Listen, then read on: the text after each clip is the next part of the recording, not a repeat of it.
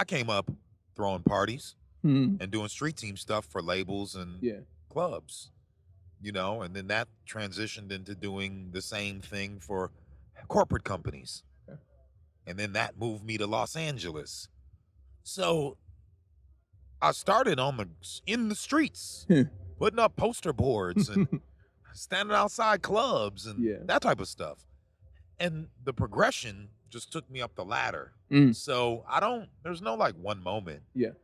It's just a series of life experiences. And being in it at a time where you could identify with what's going on in this space and realize you could possibly do this for the rest of your life. What space at the time was that? Like street team stuff, music, like all that stuff started with labels. Okay. We're working records. We're seeing like we're going to record stores. We're doing stuff at clubs. Yeah.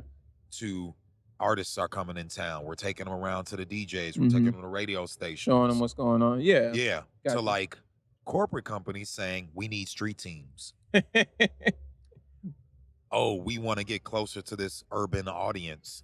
So let's do a DJ competition in 16 markets. And who do they go to hire?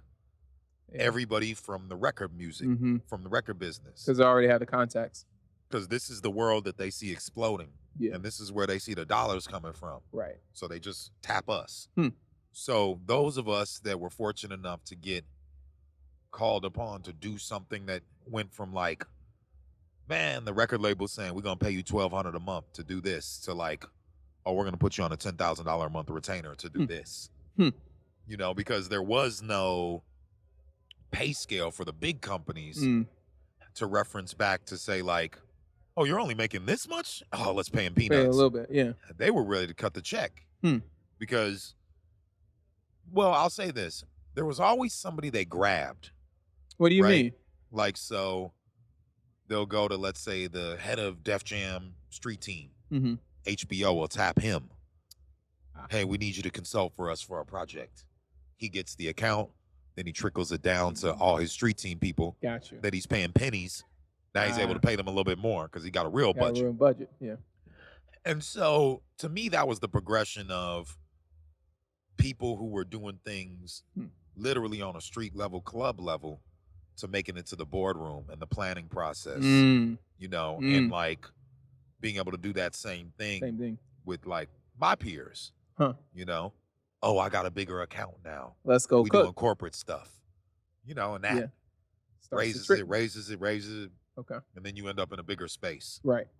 How did you because you ended up, before you were in LA, I think you were working on Just Don with Don C and a couple other projects as well. How do you end up getting mixed into that circle? Was that was organic? I mean, me and Don been friends since like my early 20s. Wow. And my stint with Just Don was after my LRG movement. Okay. I came to LA in 2004. Yeah. For LRG. Wow. To 2012. Okay. And then 2012, I think Don started 2011. We started working 2012. Okay. I got clipped at LRG. And once that happened, I'm like, all right, he's bubbling his thing. We had already been talking. And I want to say like about a year before then, one day he said like, we got to do something together one day. Like we got to just like work on something. We've been friends forever, having great conversations. Right. He's the one who I worked on with when we put Kanye in his first ad. LRG. Yeah. He had just come on to manage Ye. Right. And so we were like, he had a mission with Ye. I had a mission with LR, but I was still living in I was still living in Chicago at the time we did that. Okay. But we had a common goal. Yeah. So we had always done different things together. I worked on the Go Getters Street Team project. Wow. Which was Ye's first group with and him and Monop were managing that thing. So like there was always chemistry and a relationship happening, right? Yeah. And then when the LRG thing was over, I came in to help him run his business and develop wholesale. Wow. And to work on, numerous projects and really like I think take my experience that I Learn learned there there, and actually apply it to. apply it over here. So he gave me, I think opportunity that I would have probably never received somewhere else. Oh, really? I was doing branding and marketing, and all of a sudden I was doing sales and brand initiative. Yeah. And it's me and him. And so like So you're part of every single decision, not every but you got like more transparency and but I opportunity had to learn. ideas and things to bring Right. that could then turn into something. Yeah. Right? Yeah. And it was like no red tape in the middle. Yeah. Just like, hey man, there's this. What do you think about this? What do you think about this? Yo, I got this idea.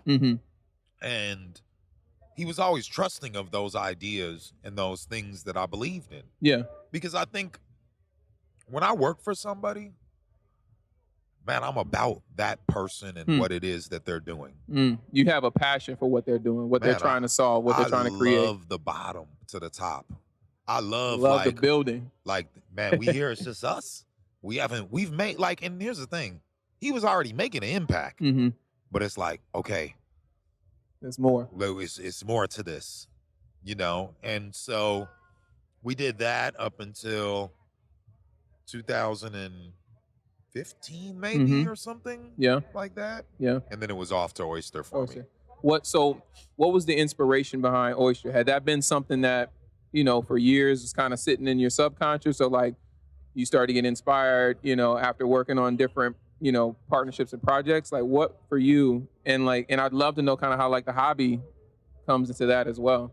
Well, I'll tell you, the Oyster thing, when I was at LRG, I was the only marketing person that would go to sales meetings. And I would do that because I would fight for the items they were going to drop. Yeah. I was big with the design team. Yeah. And I would see things and be like, yo, this is what we need. And I would come back after a sales meeting, this is before I went to the sales meeting. And I'd be like, man, what's up with this item? And they'd be like, oh, it got dropped in the sales meeting. Yeah, I hate that. And I was like, what? I was like, these sales motherfuckers don't know what they know. doing. They don't know. All they worried about is like what their accounts. We need a bigger logo. We need a bigger this. We need the thing you gave us before. I said, I'm dealing with artists. I'm dealing with a different fraction. We don't want the same thing. We want something different. We need to keep growing this space. So I remember one day I got the invite, like, you can come to the sales meeting. And I was like, man, when I get to the sales meeting, I'm going to turn up and let them know, man, what are we going to drop this for? Like, this is the best thing in the line. Yeah. Now, what I learned is there's other things involved, like pricing, outpricing stuff. That's different. Right. But the pricing meeting would happen before the sales meeting. So when it got to the sales meeting, it had its best chance, right? You bought, right, and to make it into the line. And I remember the design group had a collection once, and it was like a French Terry blazer. And it was like this elevated sportswear that was like casual suiting. The sweatpants had like a button fly to them. Like, it was really nice. It was nice. And I remember after that, some things from that collection were dropped. I went to one of the owners to be like, yo, like, what's going on here? This is crazy. This is like some of the nicest stuff. And I went to the VP and had an idea that basically became the Oyster idea later. Of like, man, we need to build out this space of this look. And the owner was like, yo, go talk to them. Like, I'm a back you. Word. And I remember the design director, who is now my partner in Oyster, was all for it. Yeah. Like, Jonas, one of the creative director and co-owner, was all for it. Wow. But the VP of sales and the head of sales, not for it. Not for it. Like, we ended up meeting later in the owner's office, and they were like, oh, this isn't really gonna do, like, just all this doubt. This doubt. Like I was saying before we jumped in the van, doubt from people that don't know what the is going on. They don't know. They don't know. They have no context. Yeah. You could never start a brand. You could just come in at this point. That's all you manage a brand. You can't even grow it. But All you you're should doing is never be managing. talking about what we need to be doing. You should never even be allowed in the room. Right. But a lot of companies make this mistake of letting the wrong person in the room. And so they deaded it. Years later, and I mean, I was acquiring 100,000 miles traveling every year, flights. Wow, 100,000 miles. I was moving around. I was everywhere. And I remember developing this train of thought of like, we could design comfort for travel. Huh. That was the first And notion. when you think design, you're thinking like apparel. I'm talking like the French Terry blazer. Yeah, okay. I'm talking about a tuxedo sweatpant. Okay. You know, all things I made with Oyster. Yeah. Like a sweatsuit. Yes. Like a real suiting look that's made out of French Terry. Right. But it's a suit. Yeah. And so that was the foundation of the idea. Mm-hmm. And so that's what I focused on. We launched Oyster in 2014. Okay. Was like sportswear for travel. This is my category. Yeah. See, people like, if you look at Nike, it's like, in the beginning, who are we? Running. Yeah. Very, right? very, very like rooted in running. Very focused. Mm-hmm. Adidas, probably the same thing, like some sort of category. sport category. Soccer. Football. Right, sorry, soccer maybe, right? Patagonia, outdoors, hiking, climbing, Absolutely. right? Yep. Not this broad stroke of like ideas and references, influence, and all this like just grabbing ideas out of nowhere. It was focused. It was very focused. And so from being at brands and developing things, I'm like, I need to be focused. I need to have purpose. I don't need to be just. You don't want to just put stuff out. You want to have something that had a point of view, had meaning, had a reason. This is why we're here. Okay. This is what's going to keep me here. Okay. You know, not like make believe design. Like, and that to me is like, so like, man, soccer jerseys are in. Let's do some soccer-inspired jerseys. Do you play soccer? No. No, but you just look at pictures and and then borrow this whole thing? I don't believe in fraudulent design. Or even just being a poser. I grew up in the 80s of skating. Where you actually did it. People came to the park with like full pads and this and that and like didn't know a thing or bought it. And it's like, we would be like, yo, he's a poser. No, yeah.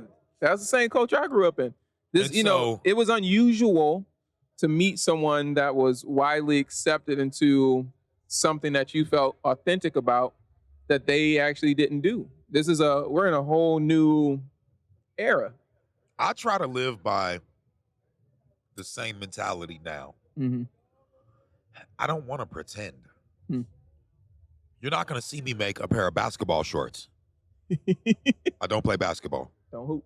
I'm not going to make a basketball jersey. I don't play basketball. You know what I mean? Right. Now, there's certain items, like a polo. Yeah. I don't need to ride a horse to make a polo. No. This is an American staple item. And I can wear that doing multiple things. Right. Yeah. But there's certain things It's a stretch. I don't want to pretend. And I also don't want to be what's the word I'm looking for? Scrambling for ideas every collection. Because you feel like you're trying to keep up with a thing. Because I really have no focus. But if I'm designing and building for a specific category, I always look at that category. And I then your ideas are more organic. That. Yeah. You know? Like the pant I have on right now. It's our first trail pant. Oh, dope. It's only built for, never inspired by. Oh. Because I built this for the trails. So it's wear tested. You can wear it on the trail. On the trail. Now, if you decide to wear it doing something else, cool. That's your choice. But my language will never dictate that other part of what it is. I It love will that. always be about the trail. The trail. Because this is a trail pant. Where does that, like, what do you think is so detrimental about the opposite side of pretending? Or you might not even think there is, but I'm just curious. I think it like leaves for a short lifespan. Because it just is, it's sort of like, I was never one to, every year I think Pantone releases the colors. Yeah. Like the key colors. Color of the year or whatever, I right? don't look at that. Well, what are you talking about? This is in. Who the fuck dictated this? Who looked around and said like, oh, it's beige this season. Right. Everybody, the new color is beige. Who did that? These types of things just don't make any sense to me. They do. It's that top-down mentality. If you like purple, wear purple. You make purple. Yeah. If you feel like purple's burnt out and it's too much purple, don't make purple. Don't make purple. So these ideas that really don't mean anything, like, you could think to yourself like, this is cool. I want to make a rugby this season. I want to make it like a workman coat. I don't expect you to be like making like a chore jacket and have to go cut a tree down. Right. I'm not saying that. You know what I mean? Yeah. But it's a lot of pretend. It's a lot of like make-believe fantasy land. And like, it just, I think it keeps the game in a point where like, instead of like realizing you have to hone your craft and develop it, it makes people think we could just all do this. Anyone could just do this, right? They don't perceive it to actually be a skill set that was cultivated and developed over years, right? It's too watered down. Yeah. And I can understand that. Like, what's that website? Pinterest? Pinterest. Pinterest. What is that about? Mood boards, I guess. We got a website to just show you a bunch of like vibes that you could borrow from. Man, I saw that. Apply the mood board that's on the internet for everyone. Like, what? Yeah. You don't operate that way. And hey, man, fine if you do. Yeah. It's all good. It's just not. This is just my POV on it. I feel you on that. Yeah. It's like, so when I created Oyster, I always thought sportswear for travel. Why? Because traveling is a sport. This is it. Tell me about that, because I was reading about that. Like, that was, and I like that. I think the quote resonates with me, and probably for you because of all the travel that you've done. But how would you articulate that? Why is traveling a sport in your words? You know what I used to what I thought about with this, and it was something like I was flushing out the idea of like, I study things. So when I look at, let's say like Nike, they got Just Do It. Yes. That is just as powerful as Nike. So I need Oyster, and then I need like something just as powerful that says it without saying it. Traveling is a sport. Oh, that's Oyster. Tell me it's Oyster without saying Oyster. Without saying it. The call to action, the rush of excitement. Yeah. A lot of the traveling that I did early in my career, there was no Instagram, there was like Facebook and stuff. No, maybe not Facebook, but like MySpace or whatever. Right. You would like come back from a trip from like Doha, India, and like, what were you showing people? You would just be able to talk about. You'd be able to talk about it, right? And like, maybe you had a digital picture frame that you could load up and like, hey, or look you at this. came back with the printed joints. The printed, or like on my BlackBerry, I'd have a bunch of low res photos. But there was no way to like describe the rush. Not even possible. Yeah. And I mean the rush like of like overweight baggage, running to the airport late, but also hitting the ground and being in a city for like 48 hours or a country in a short period of time, trying to take in everything, on to the next one. And then you on to the next thing. On to the next one, and on to the next one. So it was really like a feeling. Yeah. But also something like all this travel it was becoming more and more popular. Like, what are we doing? Yeah. Like, what is this? Mm-hmm. Like, and at some point, like growing up in the 80s, there's probably people who would say like skateboarding wasn't a sport. There was, there's always this moment. There's always, where people are like, what is this? Right. Like it's a spin-off of surfing or whatever. Excuse me. And then it becomes a moment where it enters the Olympics. And then now it's validated, but it's like, but we've been And doing this. This has been right. validated for a long time. Exactly. Right? But there had to be this moment Hmm. where people looked at it like it wasn't a sport. Mm-hmm. And traveling, people looked at it as like a leisure thing. Mm-hmm. 95% of my travel has been for work. For work. Not for leisure. Hmm. Most of my trips around the world have been for work. Hmm. So it was a way for me to like, yeah, I'm global brand manager of this brand, so I'm over here, here, here, and here. But what I'm doing is a sport. Everything around it. You know what I'm saying? It's like what Ghostface said, every day is like a video shoot. That resonates with me. You know?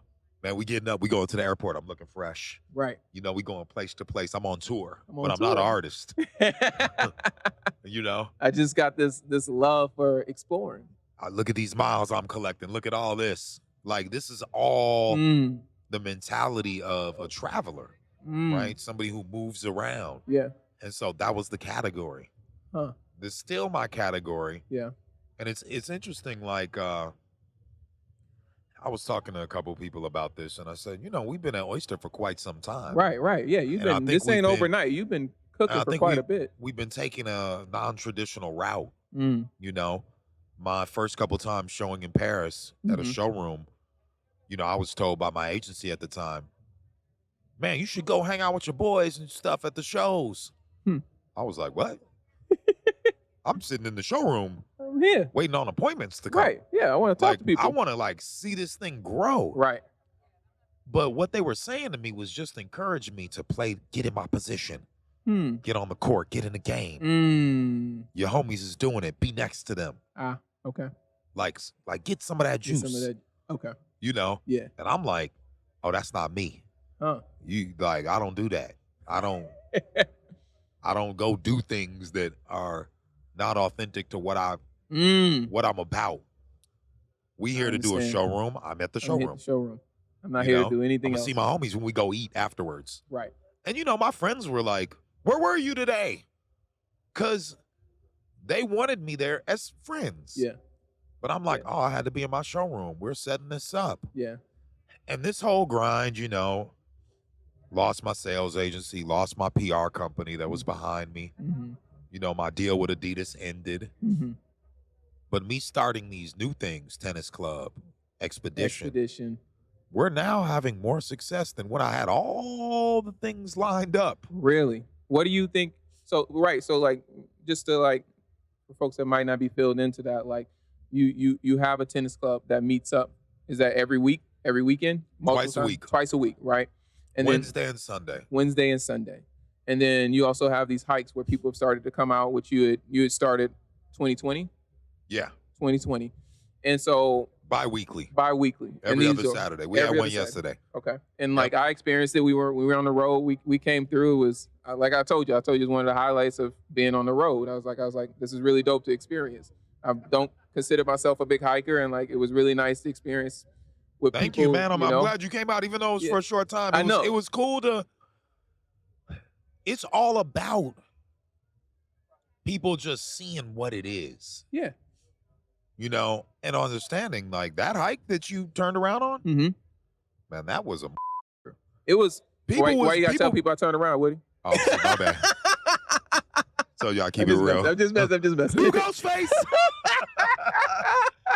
I mean, but it's authentic. It wasn't a walk in the park. Yeah, no, that was a challenging one. Yeah. Right? It's like, man, we out here. We doing it. Yeah. It was, I was like, yo, but it was dope, you know? But now I think circling back to what I was trying to ask you was just like, you know, and you said now you feel like you're doing better than with all of the like stuff you're supposed to have, right? Do you contribute that to these new hobbies? Yes. Okay. I attribute them to, well, here's an interesting thing. Tennis Club started before the pandemic. That been going. But it's the same natural progression. My guy, shout out Joe Robertson, hooked me up with the Adidas tennis people. They got me tickets to Indian Wells, which is Oh, a wow. professional tennis tournament Yeah. that happens once a year. Mm-hmm. We went there. I went with a buddy of mine, Rio from Chicago, Okay. my boy Bradley, and my girl. Yeah. And I remember at some point, over the last couple years, Rio and I had played, but sporadically. Yeah. Like, hey man, you want to hit today? And he's way better than me. Like, I'm not he doing me a favor. And we would hang out, hit. And there became a moment where I think I was sitting in there and I was like, hey, like, we need to get together and do this more often. We need to play like be once more a intentional. week. Yeah. Now, at the same time, this is back to the pretending that I was telling you. I'm a very truthful person. Yeah. I already had Oyster Tennis Club T-shirts, right? Mhm. All the T-shirts in 2018, we dropped a graphic collection. Mm-hmm. And I threw in Oyster Tennis Club because in 2012, when I was flushing out ideas for Oyster, I had Oyster Tennis Club, Oyster Cycling. I had Chess Club. I don't play chess, by the way. I had a bunch of other things that I just thought was like a cool vibe. Right. But I do cycle, and I love tennis. I always been into tennis. Yeah. But I had this tennis club shirt. And when we went to Indian Wells, I remember telling Rio and my other buddy Bradley, hey, here goes some tennis club shirts. And this lady, because we were like the only like 4 black people in a group at this tournament, like looked over and was like, hey, what's Oyster Tennis Club? Asked my friend Rio. Mm-hmm. Rio was like, oh, it's his thing. And I was forced to answer this question. Yeah, to answer the question. And I was like a little bit stumped. I was like, oh, I have a brand. It's called Oyster, and I like tennis and blah, blah, blah. And it's like a couple of us that just get together to like experience tennis. Yeah. Which was a little bit of a fluff because that was the first time we came together to experience it. Right. Right. But I was a fan. We were there. Yeah. And so she didn't dismiss it. She was like, I love the logo. I love the T-shirt. Like, where can I get it? And she liked the flavor of us. Yeah. But we was different. Yeah. But I felt like a little bit like, womp, womp, womp. Like, like, you pulled my card. And from that moment, after that, that's when I said, hey, we need to do this. For real. And we went out and, thank you very much. We went out and we organized our first session. And it was a Wednesday. Man. And I wore my tennis club shirt. And I posted Oyster Tennis Club. And I want to say it was Rio, myself, and my partner Millhouse. And Millhouse like was gonna go home, but he came through to take a couple photos real quick. He doesn't play tennis, but he was like, "Yeah, I'll go." Posted those photos, and that's when other people who I talked about tennis with were like, "Man, you should have hit me up. Why you hit me? Hit me next time." Yeah. And then it was like, okay, hey, we'll be out here next week. I'm gonna hit you. I love that. See, me, I'm a very persistent person. Yeah. The worst thing you can say to me is no. So like, if you leave that window open, I could become a bugaboo. If you're like, yo, yeah, I'm down. I'm gonna hit your ass every Wednesday. Right. Hey, you said you was down. Let's go. And then when you're like, hey, man, I ain't really mean it. I don't think I can play. I'll let you know. Then I'll fall back. Okay. And so the few people that hit me, then I followed up with them. Hey, we're playing this day. Yeah. Can't make it, cool. We're still there. And what people need to see is like you being dedicated and consistent. Once they see you're there every week and committed, they realize they don't need to be there every week, but you're going to be there every week. So like the next time they're free, they'll show up. Right? I love that. And so we had the club going. We built it up. There was maybe like 6 people. We were playing like in Santa Monica, like kind of far off, mostly white court. And people would drive all the way out there, come hit, got up to maybe like 8 people at the most. And then fast forward, we moved the court back into Los Angeles, somewhere that I used to drive by on the way to the office. And I'd always look over and be like, look at all these courts that are empty. Like, let me just move it over here. I think it'll be easier for people to show up, right? Because then we had decided Sunday was going to be the day. This is before we went to twice a week. Everybody's coming on Sunday. Yeah. They're ready to play. And pandemic hit. Everything closed. Yep. We start Oyster Expedition. Everybody's in the house, like, you know, Right. And then the first thing to open were the tennis courts. It's the most socially distant sport that you could do. Absolutely. Besides like running. Yeah. You know? Yeah. We're 30 feet away from each other. Mm-hmm. It's only one ball. Like, it made you sense. don't even got to touch this with your hand. Yeah. You can scoop it with your racket and your foot. Right. And they opened it. And I remember I was watching the news and it said, like, this Sunday, these are the things that are going to open. And it was like tennis, the beach, but you couldn't, like, put your towel out. Yeah. But you could go. Certain bike paths. Yeah. We had like 25 people show up. It was crazy. Dude, and I was like, wonderful. oh. And it was everybody who used to play that was like, this is the perfect time to get back into it. Used to play in college, used to do this, used to do. Yeah. Still had a racket. Right. They had nothing to do. I was like, whoa. And you it was provided back an to a opportunity. hobby. Yeah. You gave them something to tap back into that wasn't, there's not an expectation around it. I think most people were sitting at home. Like literally sitting at home. Yeah. Maybe their job transitioned to work from home. Yeah. Couldn't go to a restaurant. Couldn't see anybody. You know. Now, before that, I was kind of doing these barbecues in the park because the park was open. So I'd have a couple people come out. I'd cook, you know, hang out, like bring the football out, soccer ball, you know, things that were fun. Yeah. Because I'm like, when you're a child, everything is free for a good time. Like a kid has no reference of money when you're 4 or 5 years old. I don't know how things happen. As far as I know, it's just there. It's just there. You're at the park. You can be entertained with the littlest amount of effort. And I'm an only child, so I have mastered entertaining myself. Oh, yeah. You know, like I'm a master at that. And so that kicked off just being outside. And, you know, the great thing with now is if you could show somebody what you're doing and then you can gauge interest. Yeah. I'm at the park barbecuing with this. Yeah. Man, I want to come. I pull up. That's it. Yeah.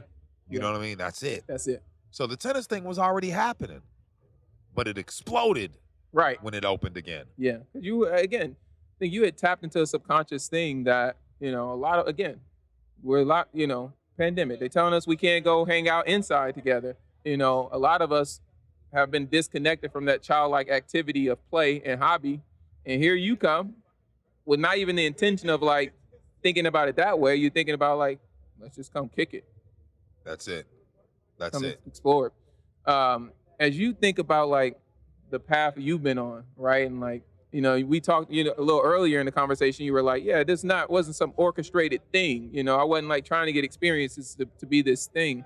When you think of some of these young people that are like, yo, I kind of resonate with some of the stuff Woody's saying, and I want to kind of explore maybe some of this stuff. Like, what advice would you give them as they try to navigate this crazy space we're in? What space specifically?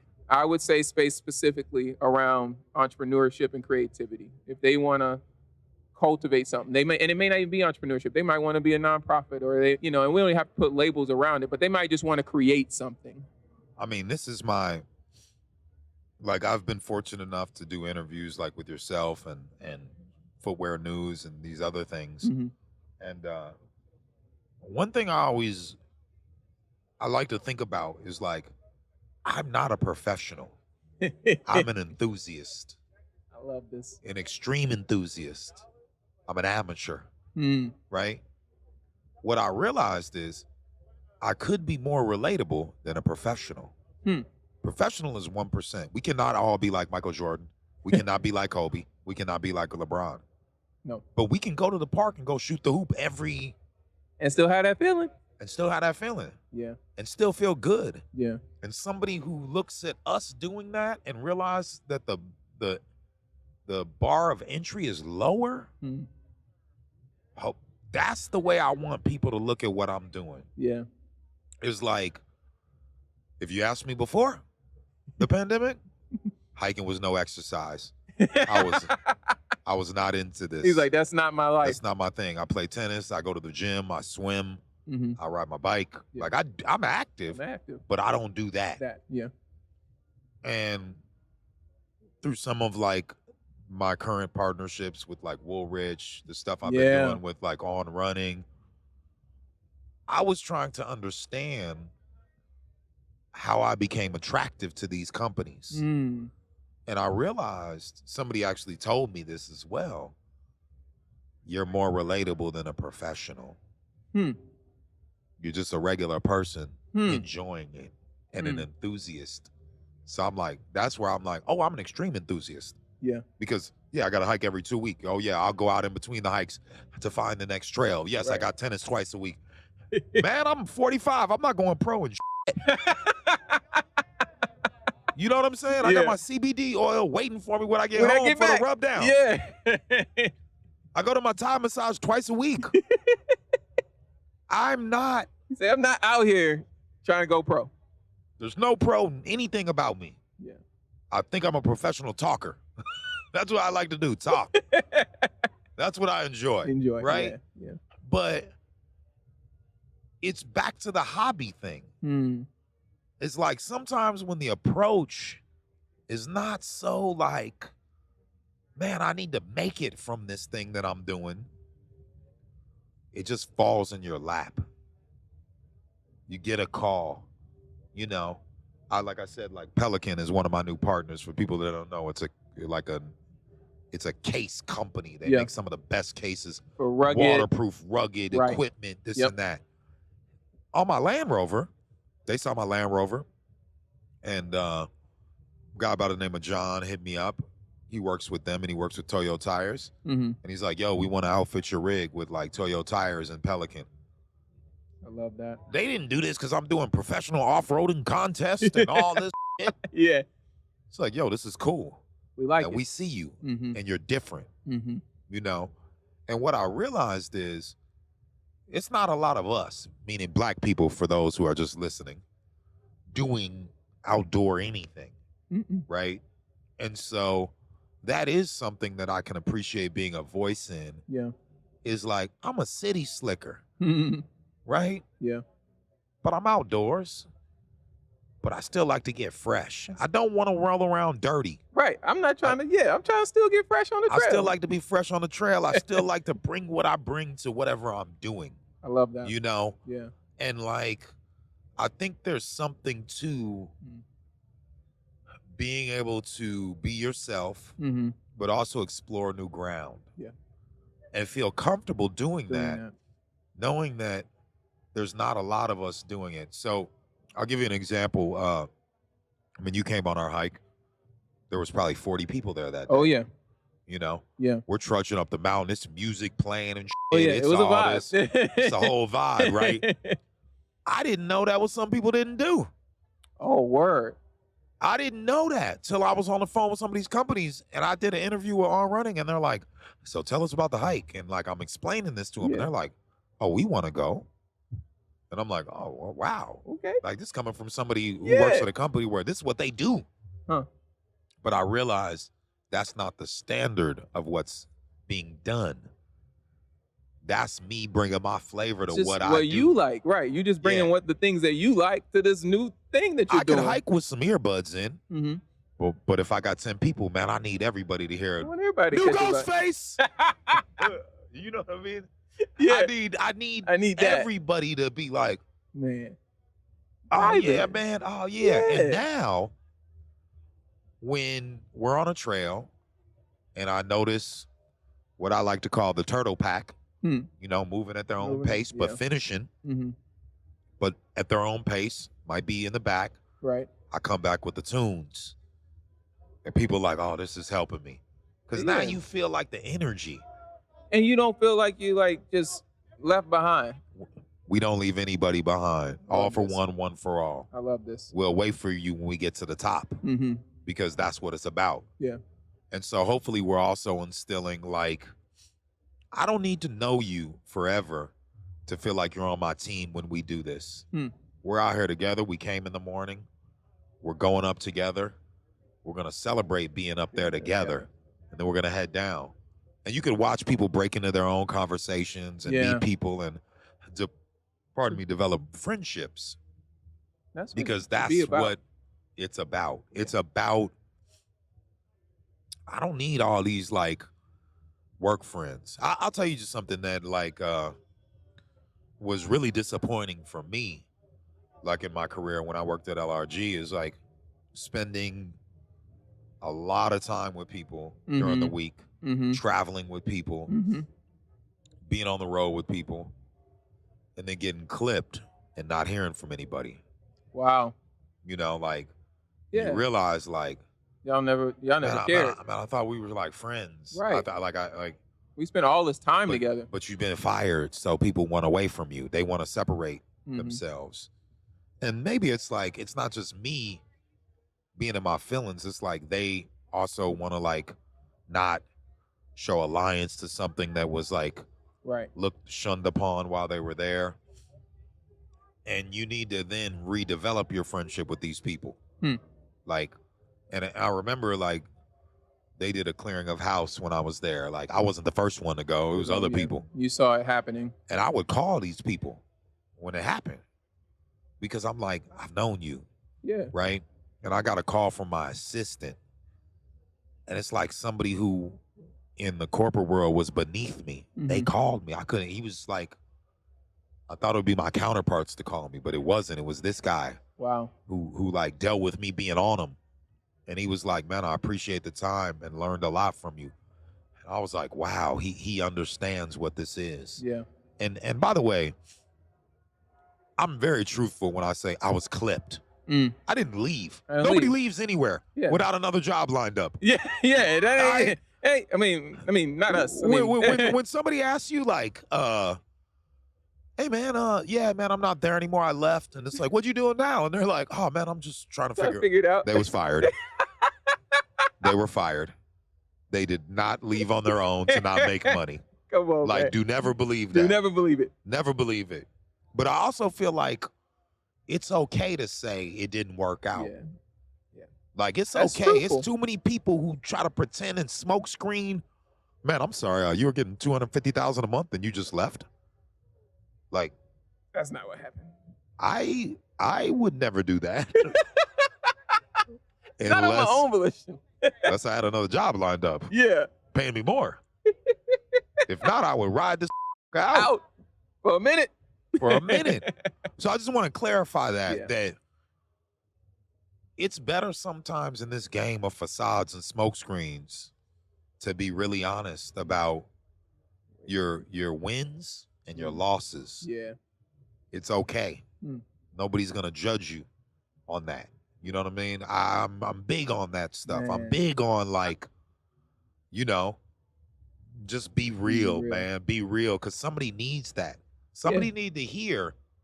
It's okay. Yeah, they didn't renew my contract. And that's okay. It's okay. You're gonna have something else around the corner. And that's the thing that I learned. Publicist, sales agency, Adidas deal. I made it, if you asked most people. But I realized I made it because I had relationships.